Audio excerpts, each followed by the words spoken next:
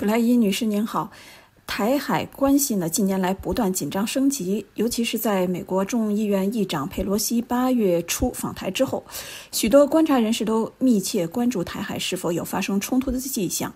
习近平在中共20大上巩固了自己的权力之后，您怎么评估台海发生冲突的风险？台湾问题是否是习近平当前的首要任务呢？ I think that Xi Jinping wakes up every morning and thinks about the state of the economy, the state of the party, the stability in the country, whether or not there is any possibility of any threats to the Chinese Communist Party rule. I doubt that he thinks about reunification with Taiwan every day. So my view is that if there is a danger of Taiwan going independent, then there is a higher likelihood that Xi Jinping would use force against Taiwan. I believe today that threat really does not exist. If Xi Jinping becomes very confident that the PLA has the military capabilities to take Taiwan, that the United States will not respond, that the United States won't have a war with China, then perhaps he will move against Taiwan. But I think Xi Jinping clearly knows that there's a very high likelihood that the United States would defend Taiwan. President Biden has now said so, I think, 4 times.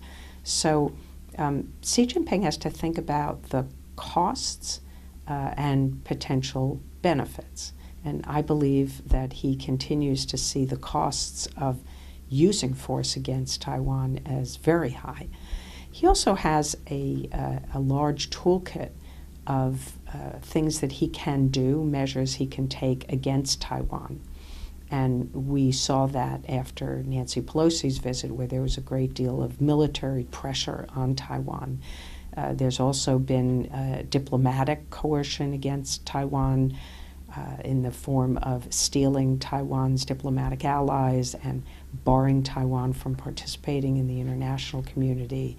There's economic coercive measures that China has taken, and then there is cyber operations and disinformation. It's a very large toolkit, and we call these generally gray zone threats because they fall below the threshold of using force. And I think that going forward in the next few years, that's where China's main focus will be, using non-kinetic, coercive means to ensure that Taiwan does not threaten China and does not go toward independence.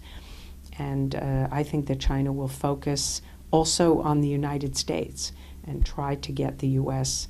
to adhere to a more consistent and clear definition of the One China policy, something that Beijing can live with.